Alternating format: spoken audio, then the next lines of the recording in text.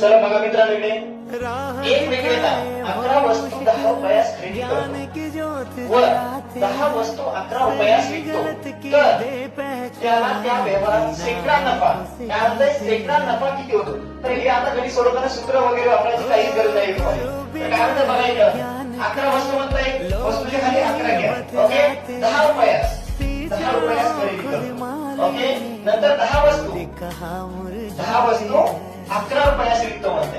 आता याचा प्रासपदार्थ नाव बघा, 10 गुणिले 10 किती?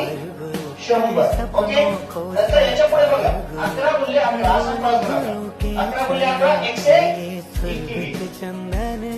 आता बघा, मग 100 वरती वाढली तरी शेकडा नफा किती झाला? याची वजाबाकी किती आली?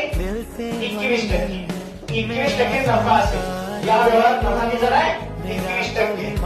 असेच आपले नवीन व्हिडिओ पाहण्यासाठी आपल्या चॅनलला लाईक करा, शेअर करा.